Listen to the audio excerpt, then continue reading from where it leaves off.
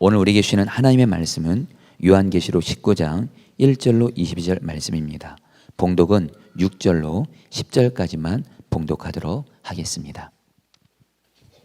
또 나는 큰 무리의 음성과 같기도 하고 큰 물소리와 같기도 하고 우렁찬 천둥 소리와 같기도 한 소리를 들었습니다.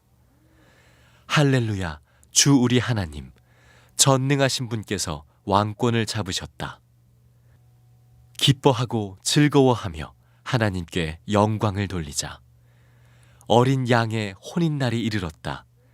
그의 신부는 단장을 끝냈다. 신부에게 빛나고 깨끗한 모시옷을 입게 하셨다. 이 모시옷은 성도들의 의로운 행위다.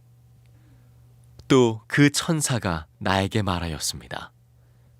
어린 양의 혼인잔치에 초대를 받은 사람은 복이 있다고 기록하여라. 그리고 또 말하였습니다. 이 말씀은 하나님의 참된 말씀이다. 그때에 내가 그에게 경배드리려고 그의 발 앞에 엎드렸더니 그가 나에게 말하였습니다. 이러지 말아라. 나도 예수의 증언을 간직하고 있는 내 동료들 가운데 하나요. 너와 같은 종이다. 경배는 하나님께 드려라. 예수의 증언은 곧 예언의 영이다. 오늘 저는 여러분에게 요한계시록 19장의 말씀을 가지고 어린 양의 혼인잔치에 대한 설교를 여러분에게 드리려고 합니다. 이 세상 역사의 마지막 순간에 우리 주님이 재림이 오실 때 이 땅과 하늘은 완전히 다른 장면이 펼쳐지게 됩니다. 이 땅에서는 바벨론이 멸망하는 하나님의 무서운 심판이 벌어지고 하늘에서는 어린 양의 혼인잔치가 벌어집니다. 11절 이하에 보면 마지막 전쟁, 예수 그리스도와 그리고 짐승과 세상 왕들과 군대들이 연합군을 이루어서 인류 마지막 대전쟁이 벌어지는 장면이 기록되어져 나옵니다. 요한계시록 18장에 잠깐 언급된 전쟁인데 자세하게 19장에는 설명이 되어져 나옵니다. 물론 그 결과 다 잘 아시죠? 앞으로 될 일이지만 이미 결과까지 다 성경에 예언되어져 있습니다. 예수님께서 흰 말을 타시고 그 모든 전쟁을 진두지휘하시고 그리고 짐승과 세계 열방의 왕들과 그 군대들이 주님의 입에서 나오는 말씀의 검에 의하여 다 죽임을 당합니다. 그리고 새들이 그 시체를 쪼아먹는 새들의 잔치가 벌어진다. 그렇게 성경은 말씀하고 있습니다. 이런 끔찍한 일이 이 땅에서는 벌어지지만 하늘에서는 수많은 성도들이 할렐루야 찬양을 하나님께 올려드립니다. 그렇죠. 하나님의 구원과 그리고 하나님의 심판과 하나님의 통치가 이루어지는 일이 정말 성도들에게는 할렐루야 찬양할 일이죠. 얼마나 많은 사람들이 그 찬양을 부르는지 요한 사도가 이렇게 표현합니다. 6절 하반절에 큰 무리의 짐승과 같기도 하고 큰 물소리와 같기도 하고 우렁찬 천둥 소리와 같기도 한 소리라고 그렇게 말했습니다. 그러니까 하나님의 보좌 앞에 구원받은 수많은 성도들이 다 일제히 할렐루야 할렐루야 할렐루야 할렐루야 4번 할렐루야를 외치게 되는 장면이 보여집니다. 그리고 바로 이어서 어린 양의 혼인잔치가 벌어집니다. 7절에 보면 어린 양의 혼인날이 이르렀다. 그의 신부는 단장을 끝냈다. 여기서 어린 양은 예수님이시고 신부는 교회와 성도, 저와 여러분을 말하는 겁니다. 얼마나 감사한 일인지, 얼마나 놀라운 복음인지 모릅니다. 여러분, 저와 여러분의 마지막 날은 어떤 날이 되겠습니까? 우리 주님의 혼인잔치의 신부가 되는 겁니다. 이 말은 우리가 이 세상 살다가 죽을 때가 되면 어떻게 겨우 천국에 들어가는 게 아니라는 겁니다. 우리는 그저 천국에는 갈 수 있을까? 어떻게 하면 천국에 가지? 가면 나를 환영이나 해줄까? 나를 알아는 볼까? 이런 생각을 여전히 가지고 있는 분들이 있습니다. 그런데 오늘 말씀을 정확히 보셔야 합니다. 우리의 마지막은 하나님의 혼인잔치의 신부입니다. 그 혼인잔치 주인공이라는 거죠. 그러니 내가 천국에는 갈 수 있을까? 이런 생각 자체가 얼마나 불신앙적인 생각인가를 알 수 있죠.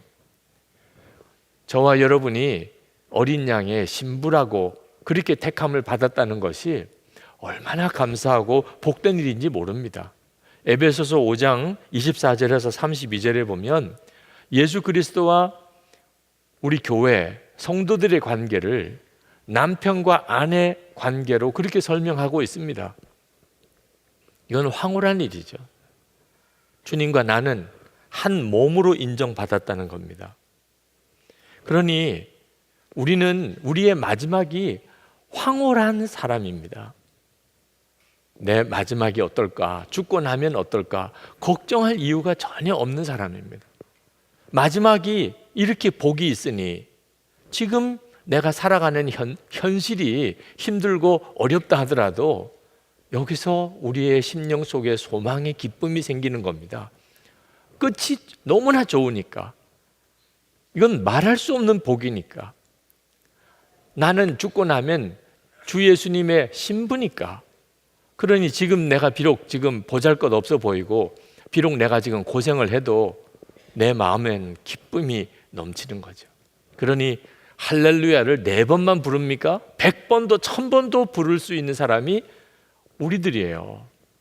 그래서 천사가 이게 얼마나 복인지에 대해서 말씀을 하셨어요. 9절에 어린 양의 혼인잔치에 초대를 받은 사람은 복이 있다고 기록하여라. 정말 복도 이런 복이 없습니다. 저와 여러분이 받은 복, 어린 양 예수 그리스도의 신부가 된 이 복은 지상 최대의 복입니다. 천상 최대의 복입니다. 요한이 자기와 성도들이 어린 양 혼인잔치에 신부가 되어 있는 그 놀라운 혼인잔치의 광경을 보고 그가 얼마나 기뻤고 또 놀랬으면 그 말을 전해준 천사를 경배하려고 했습니다. 천사가 요한이 자기에게 경배하려고 하는 걸 보고 화급히 그 요한을 이렇게 세우고는 이렇게 말했습니다. 10절에 이러지 말아라. 나도 예수의 증언을 간직하고 있는 내 동료들 가운데 하나요. 너와 같은 종이다. 경배는 하나님께 드려라. 예수의 증언은 곧 예언의 영이다. 요한이 정신이 혼미해져서 이 경배를 어디다가 해야 될지도 모를 정도로 이렇게 스스로 혼란스러워질 정도로 어린 양 혼인잔치 장면이 그렇게 충격적이었던 겁니다. 이것이 저와 여러분들에게 주어진 하나님의 은혜예요. 그런데 안타까운 것은 분명히 주님의 신부이면서도 그 신부된 기쁨을 가지지 못하는 성도들이 너무 많다는 거예요. 여러분은 정말 예수님의 신부이십니까?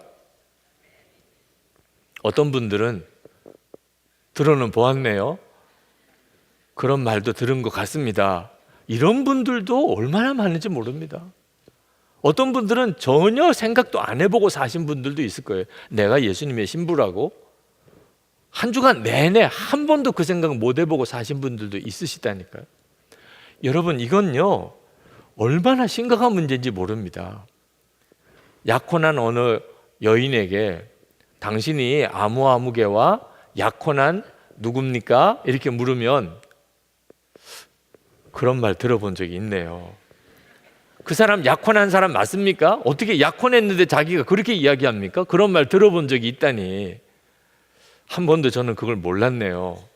이 사람이 신부 맞습니까? 말이 안 되는 거잖아요. 우리가 다 예수님의 신부인데 생각도 안 해보고 살았고 그런 말 들어본 적은 있어. 이 정도라면 심각한 위기예요. 왜냐하면 그 말은 실제로는 자기가 예수님의 신부라는 것을 믿지 않고 있다는 뜻이고 결국은 주님의 혼인잔치에 그는 스스로가 거절합니다. 누가복음 14장 18절에서 20절에 보면 임금이 혼인 잔치를 벌리고 그리고 사람들을 오라고 부릅니다. 그런데 어떤 사람은 땅을 샀다고 못 온다는 거예요. 어떤 사람은 소를 샀기 때문에 소 보러 가야 되니까 못 온다는 거예요. 어떤 사람은 장가 들어야 되니까 못 온다는 거예요. 그렇게 거절을 해버렸습니다. 어떻게 그런 일이 있을 수 있죠? 임금님은 혼인잔치에 청함을 받았는데 그보다 더 중요한 일이 어디 있겠어요? 왜 이런 일이 생기죠? 자기가 그 혼인잔치의 신부인 것을 모르면 이렇게 되는 거예요. 지금 자기가 신부예요, 그 혼인잔치에. 그런데 무슨 땅 사고 소 사고 자기가 장가 가는 일이 지금 문제입니까? 근데 본인이 그렇게 믿고 있지 않아요. 그러니 남의 혼인잔치인 거예요. 남의 혼인잔치. 지금 땅 샀어요. 빨리 산 땅 가봐야 되잖아요. 소 샀어요. 어떤 소인지 가봐야 되잖아요. 장가 가야 되니까 어떻게 남의 잔치 가요? 내가 예수님의 신부다 진짜 믿고 살지 못하는 사람은 우리 주님이 오라고 부르실 때 다 이 핑계 저 핑계 얼마나 우리가 세상 살기에 바쁩니까? 다 거절하게 됩니다. 오늘 주일 예배 어린 양 혼인잔치에 참여하는 예행 연습하는 날이에요. 바쁜 일, 급한 일, 어디 봄나들이 나갈 일 다 있잖아요. 그런데 주님이 오라 하시니 우리가 이렇게 온 거죠. 어린 양 혼인잔치에 참여하는 예행 연습한 거예요. 이 설교를 준비하는 과정에서 하나님께서 계속 기도를 시키고 그리고 마음이 무겁게 하셨어요. 평소와는 달리 말씀이 명확하게 이렇게 마음에 붙잡혀지지 않고 그렇게 진통을 하면서 설교 준비를 하게 하시는 까닭이 뭘까 고민을 했었습니다. 오늘 예배 설교하려고 성도들을 이렇게 보는 순간에 마음에 탁 깨달아졌어요. 지금 이 시간에 이렇게 예배를 드리러 여러분 앉아 계시지만 주님의 신부인데도 불구하고 자기가 주님의 신부라는 생각을 전혀 해보지 않고 살고 있는 그런 성도가 너무 많다는 사실이에요. 그러니 이 짧은 30분의 설교 시간에 예수님의 신부인 사람들에게 자기가 신부라는 사실을 깨닫게 하고 믿게 하는 이 일이 그게 그렇게 간단한 일이겠느냐. 예수 믿고 지금 오랜 시간 동안 예수님의 신부인 줄 모르고 살았는데 과연 오늘 이 짧은 30분의 설교 시간에 예수님의 신부구나 이렇게 믿어지는 역사가 일어날까? 어떻게 그런 설교를 할 수 있을까? 그래서 하나님이 그렇게 진통을 시키신 것을 깨달았습니다. 주님은 그 일을 오늘 하시기를 원하십니다. 주님이 원하시는 것은 여러분이 내가 예수님의 신부구나 하는 사실을 분명하게 알고 사는 겁니다. 항상 잊어버리지 않는 겁니다. 예수님의 신부에게는 신부의 독특한 분위기가 있습니다. 다시 말하면 누구든지 보면 아, 저 사람이 예수님의 신부구나 이렇게 느껴질 수 있는 그런 분위기가 있다는 거예요. 그 분위기가 뭡니까? 큰 기쁨입니다. 기쁨이 넘치는 거예요. 7절에 보면 기뻐하고 즐거워하며 하나님께 영광을 돌리자 어린 양의 혼인날이 이르렀다. 여러분, 결혼할 사람이 정해진 자매 그 얼굴이 얼마나 기쁩니까? 보신 적 있죠? 결혼할 어떤 사람이 정해진 그 자매는 표시가 딱 납니다. 아우, 정말 너무 행복해 보인다. 그런 느낌이 들잖아요. 예수님의 신부도 마찬가지입니다. 예수님의 신부인데 슬프고 예수님의 신부인데 막 짜증이 내고 예수님의 신부인데 막 화를 내면 그러면 영 이상한 거죠. 결혼식 날 신부 대기실에 있는 신부가 막 짜증내고 화내면 하객들이 다 가슴이 오그라들어요. 이 도대체 이게 무슨 일이야? 신부답지 않은 거죠. 신부의 분위기가 아닌 겁니다. 신부는 무표정하게 가만히 앉아 있어도 이상해요. 신부는 그럴 수가 없는 거예요. 기뻐야죠. 우리가 진짜 예수님의 신부라면 그 기쁨이 우리 안에서 샘솟듯이 일어나야 정상인 겁니다. 만약에 그 기쁨이 없다면 예수님의 신부된 믿음에 문제가 생긴 겁니다. 여러분에게 이 어린 양 신부의 기쁨이 있으십니까? 어느 며느리가 시어머니에게 가서 물었어요. 어머니, 요즘 아버님이랑 잘 지내시나요? 어머님이 아주 쓴웃음을 웃으면서 아유, 그래, 뭐 잘 지내는 편이다. 속상한 일은 많지만 그럴 때마다 그냥 노래하려고 한다. 노래하면 좀 마음이 괜찮아지거든. 며느라, 너도 좀 속상한 일, 힘든 일 있으면 노래해봐라. 며느리가 안방에 있는 아버님, 시아버님에게 갔어요. 아버님, 어머님과 요즘 잘 지내세요? 아버님은 막 항박 웃음을 지으면서 너무너무 잘 지낸다. 내 어머니를 봐라. 항상 노래 부른다.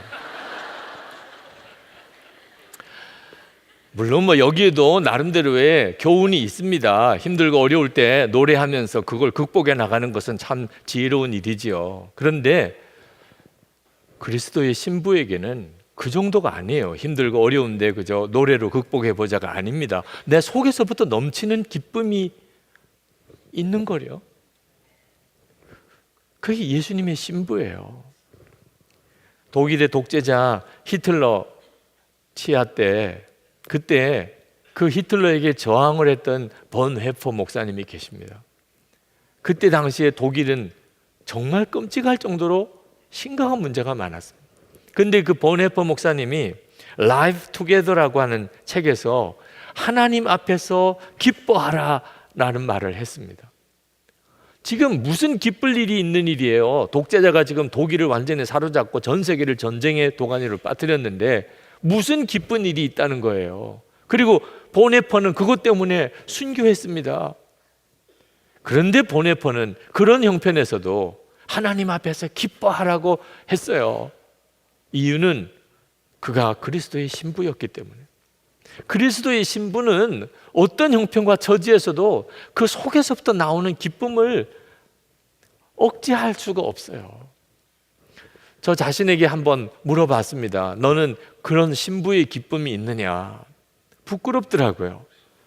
제 속에 그런 기쁨이 충만하다고 말할 자신이 없더라고. 왜 그럴까 하고 돌아봤더니 항상 사람 보고 환경 보고 저 자신을 보고 있었기 때문이었어요. 사람을 보면 늘 실망스럽습니다. 환경을 보면 늘 낙심이 됩니다. 나 자신을 보면 좌절이 돼요. 그러니까 어떻게 기쁘게 살아요? 그래서 주님이 말씀하셨어요. 너는 항상 24시간 나를 바라봐야 된다. 아, 왜 하나님이 그 말씀을 하셨는지를 깨닫겠더라고요. 그리고 정말 놀라운 변화가 일어났어요. 사람을 보면 실망스러운데 주님을 바라보면 기뻐요. 환경을 보면 너무너무 낙심이 되는데 주님을 바라보면 너무 기뻐요. 나를 보면 좌절에 빠지는데 주님을 바라보면 너무 기뻐요. 주님이 신부에게 일어나는 기적이에요. 신부는 항상 신랑을 바라보는 거잖아요. 신랑을 사모하는 거잖아요. 거기서부터 기쁨이 나오는 겁니다.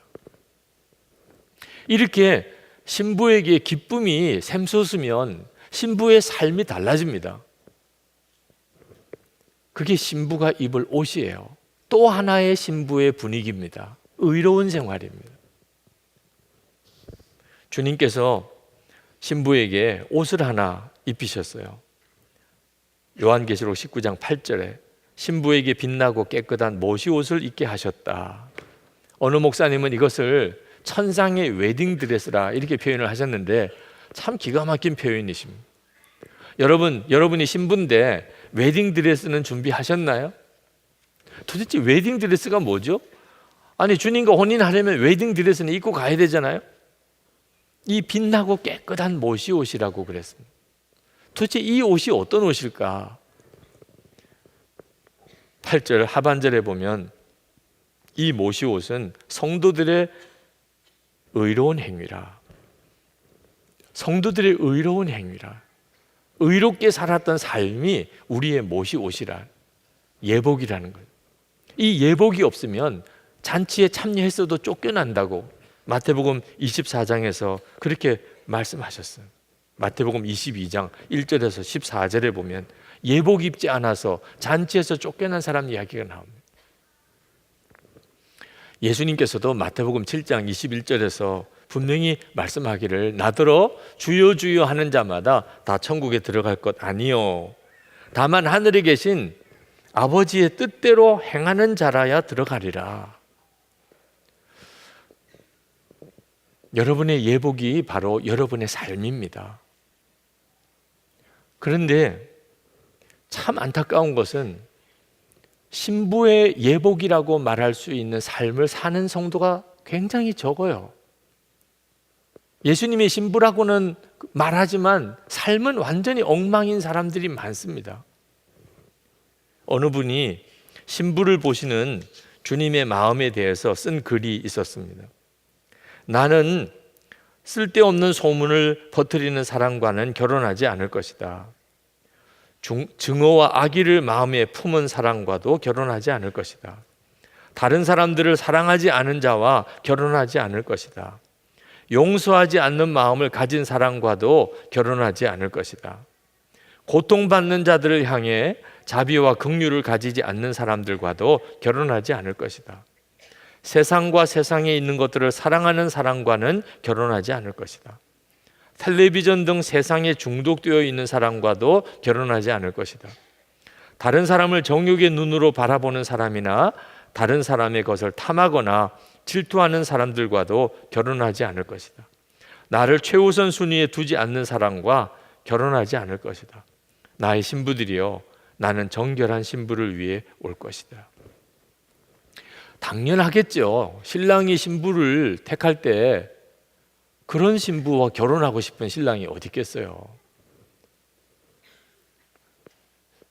우리를 향하여 주님이 가지고 계시는 마음. 근데 대부분은 이렇게 살지 못해요. 왜 그렇죠? 이유는 하나예요. 자기가 신부라는 사실을 전혀 생각지도 않고 살고 있기 때문에. 자기가 신부라는 생각을 하면 그러면 신부답게 살게 돼요. 여러분, 결혼을 약속한 사람이 있습니다. 자, 그때부터 그는 다른 사람과 다른 남자와 만나서 교제하는 일은 그에게는 더 이상 관심이 없어요. 그런데 결혼 약속을 하지 않은, 약혼하지 않은 자매에게는 다른 남자와 만나서 교제하는 게 뭐가 잘못이에요. 그렇게 해서 빨리 짝을 찾아야 하는 거죠. 그러니까 내가 신부인 줄 믿는 사람과 또는 신부인 줄 믿어지지 않는 사람은 이 세상에서 사는 삶이 완전히 다르게 돼 있어요. 하나님은 질투하는 하나님이라고 성경은 말합니다. 세상을 사랑하는 사람을 음탕한 여자라고, 간음한 여자라고 성경은 말합니다. 왜 이렇게 부담스럽게 말씀하시는 거죠? 하나님이 우리를 신부로 보시기 때문에 그렇게 말씀하시는 거예요. 신부가 아니라면 그러면 하나님의 질투의 대상도 아니죠. 세상 사랑한다고 무슨 음행을 한 여자라고 이렇게 심한 말을 할 이유도 없지요. 근데 신부는 달라요. 신부는 하나님이 여전히 우리를 신부로 여기시니까 우리를 향하여 질투하시고 세상을 사랑하면 음탕한 여자라고 그렇게 책망하시는 거예요. 그러니 마음이 좀 쉽지 않기는 하지만 그 말씀 자체가 은혜가 되는 거예요. 여전히 주님은 나를 신부로 여기시는구나. 우리나라 일제강점기에 한국 교회는 일본으로부터 아주 무서운 압박을 받았습니다. 일본 황제에게, 천황에게 경배하라는 거예요. 그때 우리는 하나님 외에는 절할 수가 없다고 그 천황에게 경배하는 것을 끝까지 거부했던 사람들 중에 한 분이 주기철 목사님. 근데 그 주기철 목사님이 일본 사람들에게 끔찍한 고문을 당하고 죽임을 당하는 것과 함께 그때 당시에 한국 교회 지도자들로부터도 굉장한 비난을 받았습니다. 주기철 목사, 당신만 생각하지 마.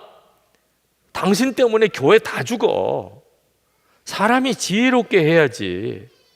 마음만 안 그러면 될 거 아니야. 그냥 고개 숙여. 잘난 척하지 말고 고개 숙이라고. 당신만 믿음 있어? 나도 믿음 있다고. 주기철, 당신 교만한 사람이야. 고개 숙인다고 마음도 숙이나? 어쩔 수 없으니 그러는 것이지.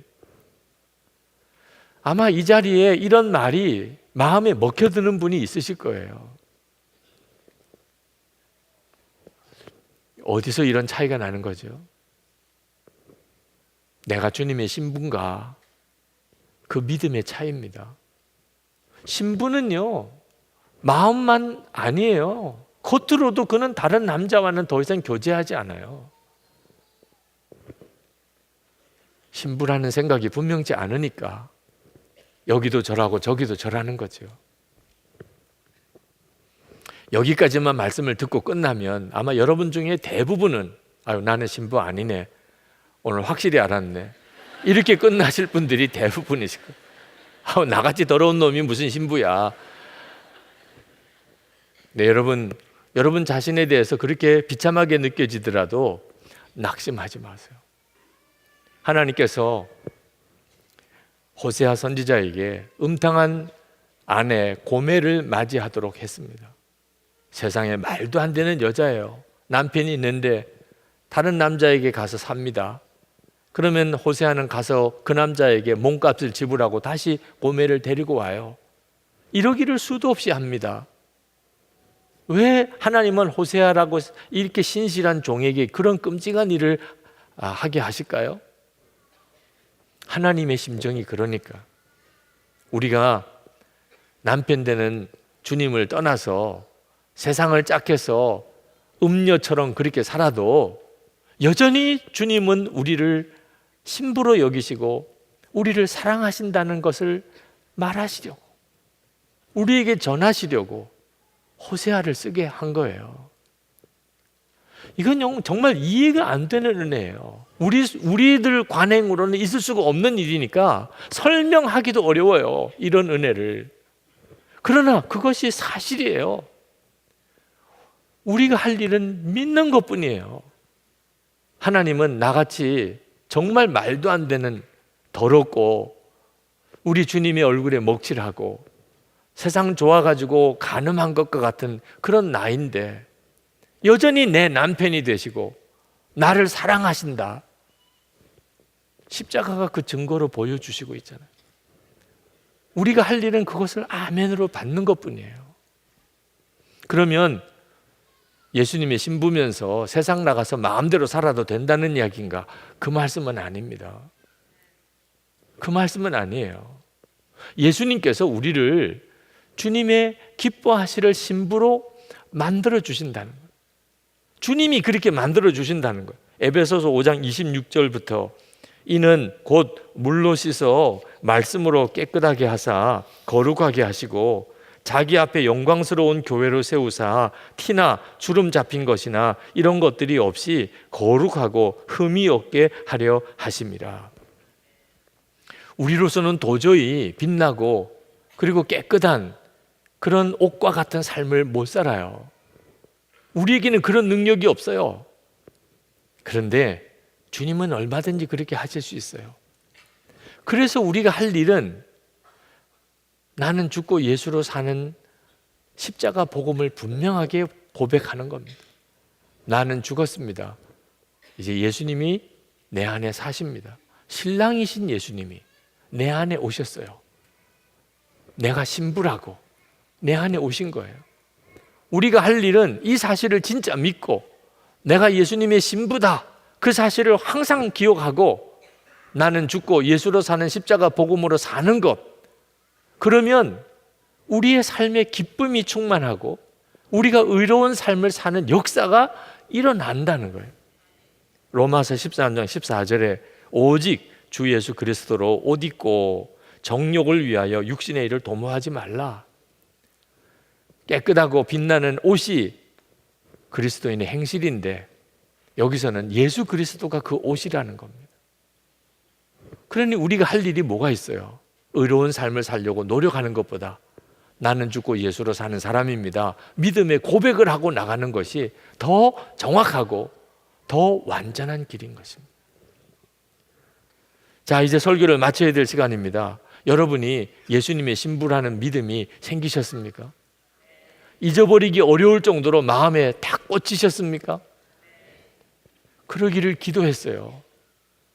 오늘 이 예배에 참여한 분들은 다 내가 예수님의 신부구나, 언제 어디서든지 나는 예수님의 신부야, 이런 의식이 분명하도록, 이것이 주님이 원하시는 거고, 그렇게 되면 우리의 말, 행동, 태도가 완전히 달라집니다.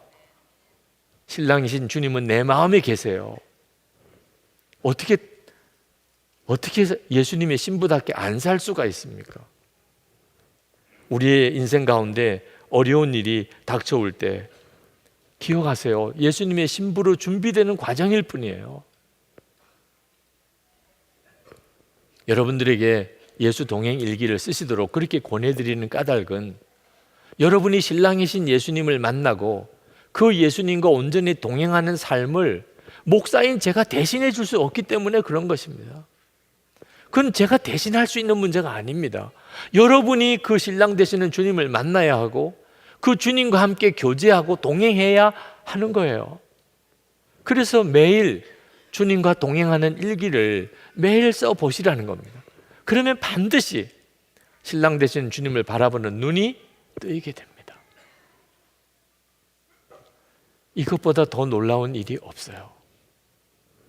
여러분에게 기쁨이 충만하고 여러분의 삶이 의로운 삶이 되어지는 역사가 여기서 일어나는 것입니다. 오늘 우리 기도하기 전에 어린 양의 혼인잔치에 참여하는 그 기쁨을 한번 찬양으로 한번 누려보았으면 좋겠습니다. 우리가 어떤 은혜를 받고 있는지를 여러분 다 일어나셔서 찬양하시겠습니다. 우리 함께 기뻐해 찬양해요.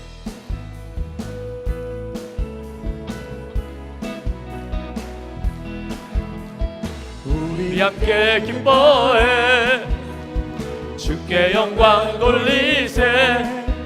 어린 양의 혼인 잔치와 신부가 준비되었네. 우리 함께 기뻐해 주께 영광 돌리세. 어린 양의 혼인 잔치와 신부가 준비되었네. 할렐루야 전능하신 주가 다스리네. 할렐루야 전능하신 주가 다스리네. 할렐루야 전능하신 주가 다스리네. 할렐루야 전능하신 주가 다스리네. 우리 시간에 합심해서 기도할 때 이 찬양의 분위기를 잊으시면 안 됩니다. 신부에게는 기쁨이 있어요. 그리고 삶이 완전히 다릅니다. 신랑이신 예수님이 이미 우리 안에 와 계십니다. 여러분이 기도하실 때 주여 나에게 항상 예수님의 신부라는 것을 잊어버리지 않게 하시고, 그리고 그 말할 수 없는 기쁨과 의로운 삶을 주옵소서. 우리 주여 부르짖고 기도하겠습니다. 주여! 할렐루야. 그거 놀라우신 하나님의 은혜와 사랑에 감사드립니다.